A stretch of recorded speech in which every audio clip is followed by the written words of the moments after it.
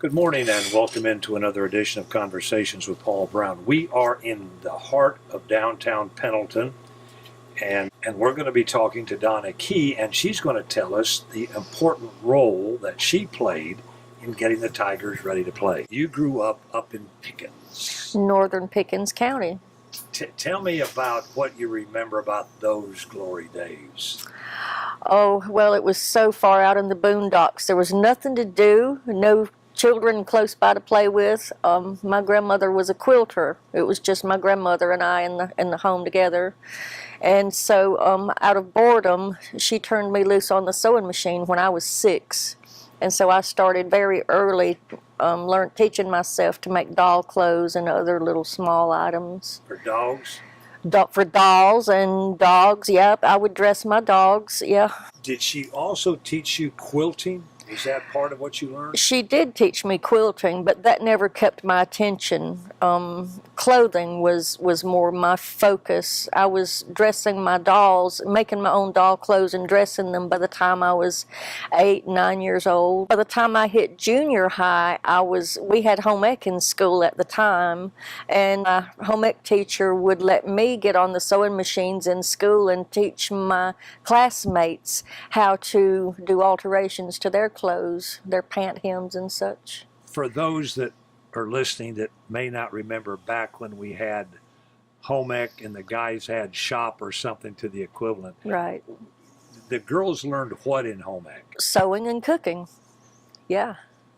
And the guys would learn how to, I don't know, whatever you did in shop, run those big machines, yeah. And photography, actually, I think. Yeah. I worked for the Singer plant in Pickens for a couple of years. Now tell us about that, because that was an interesting place up there. It was the place to work? It was the go-to place if you needed a job, yes. They made all the components and assembled power tools for craftsmen. And I worked on both making the components, running drill presses and milling machines, and also worked on the production assembly lines, putting it all together.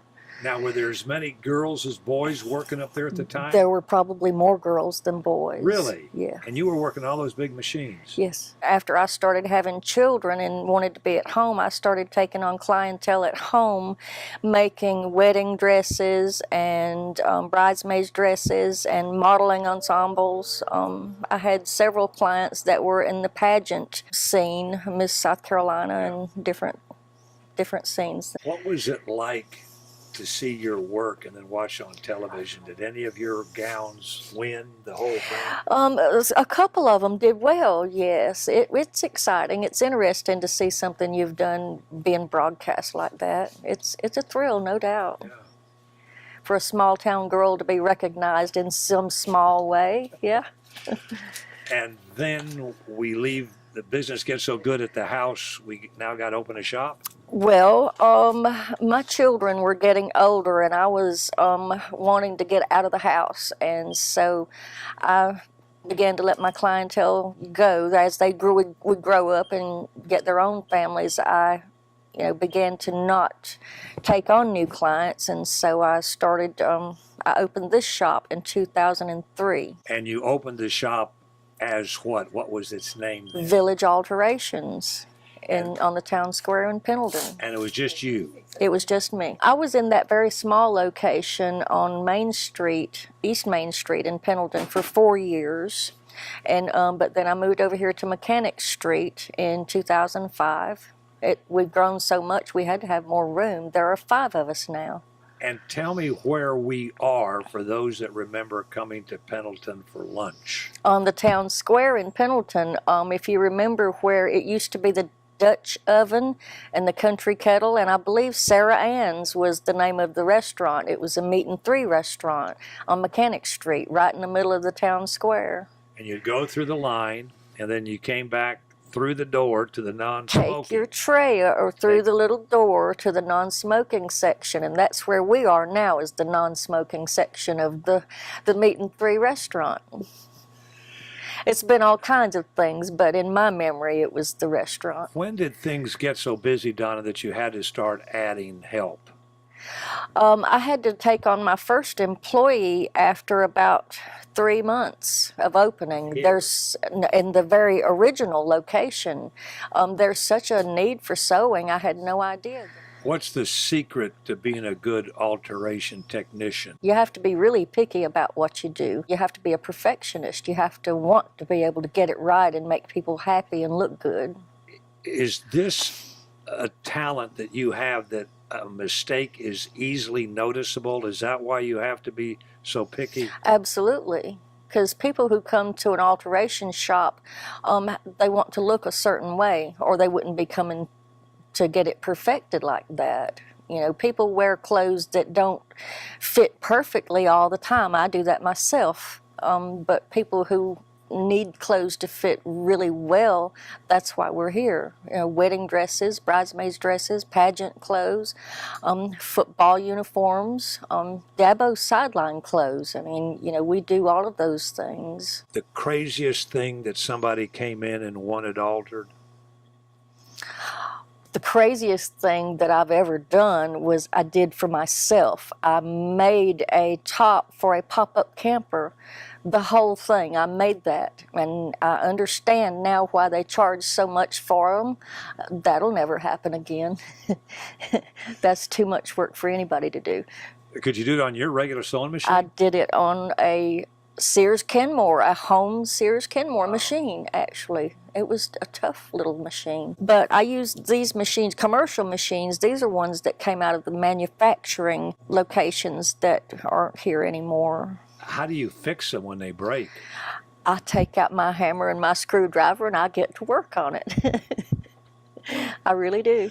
I don't doubt that in a minute. That goes back to being able to use the tools in that in the old Singer manufacturing. Yeah, when we made the power tools, Yep. learning how to work on that stuff. You laid a good foundation. Thank you. Donna Key is our guest, and when we come back, we're going to take up a subject that she briefly talked about, and that is her relationship to Clemson.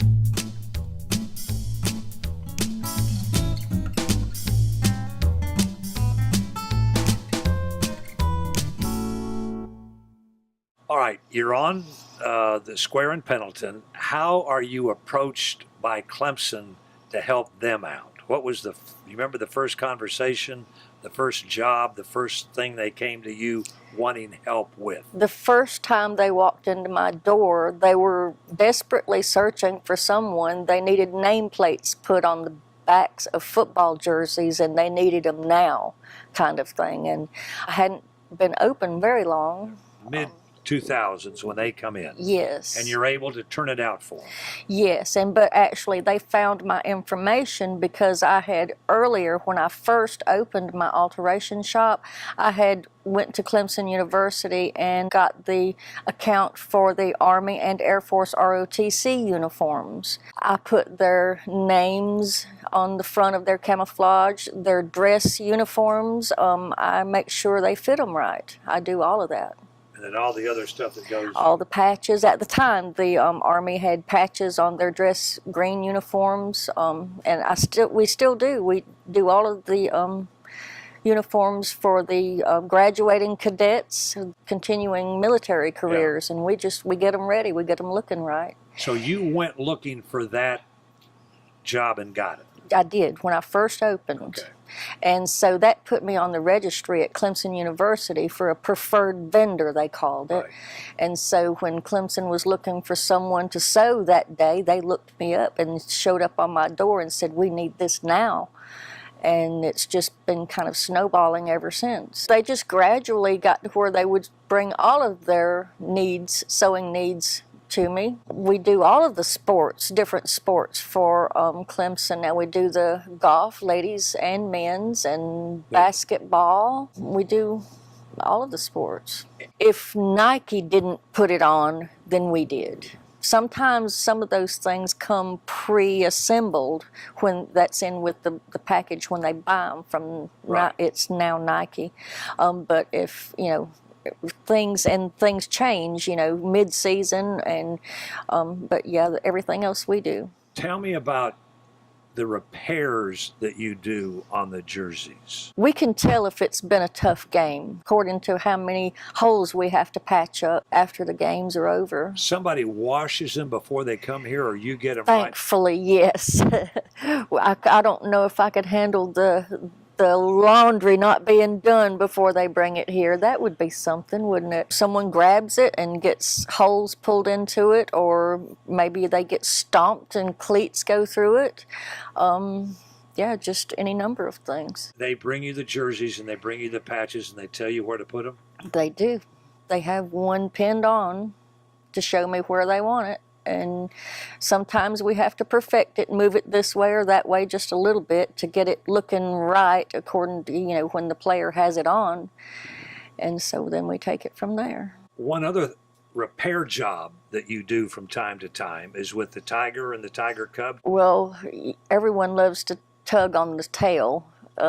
So, yeah, we have to put the tail back on a regular basis. Yeah, those tigers, they do a lot more than just exercise during the game. They make a lot of appearances all through the year, all the time. And so the mascot suits, they really get a lot of wear and tear. That's one of the things that we help with. We help maintain those. And the cheerleaders, we have help make sure the cheerleaders are fit in their little outfits. And the sideline, all those tan-colored pants that everyone's wearing on the sidelines, we make sure they're fitting correctly. And Dabo's sideline clothes, we make sure that everything's just right. They want to look a certain way, and rightly so. They're on national TV. For you, it's personal. You see your work during that game. On every play, right, Don is represented. And I've got to where I look for them on the TV. I'm watching for something that they've ripped up, and I'm thinking to myself, oh, now I'm going to have to fix that. It gets to be a habit after a while, unfortunately. The hottest jersey that you had to work on during this whole time, is it given that it was Deshaun's? Yes, that was the big one.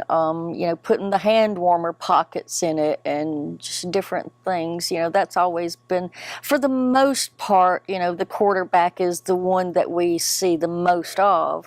But the other players, they're so active. The other players are the ones that, for instance, we patch the most holes on, are the ones that are so active on the field. Ray McLeod, we had to put the zippers in his uniform to begin with so he could change from one number to the other. So we had to have zippers in the football jersey just so he could get it off quick enough because they're so tight. When that batch comes in and you and your gals finish it and it goes back out, what kind of feeling do you have as you see it exit the front door? It's anticipation, really. Can't wait to see it on the players and see them in action. It's an exciting time for Clemson, for everyone, not just us, for all the fans, for them to have. Dabo's doing such a good job with the team now. I never thought I would be in this position to see what I'd be doing on the TV screen. No, not this small town girl. But, it puts a smile on my face. I love watching it. Theoretically, you play an important role in the whole nation seeing Clemson perform, whether it's on the field or on the sideline. Well, it's my job to keep our guys looking good, dressed right. And I'm going to do it with a smile on my face because it's exciting. And go Tigers. And for a little old girl from Pickens, entrepreneurship has been good for you. It has been. I enjoy what I'm doing.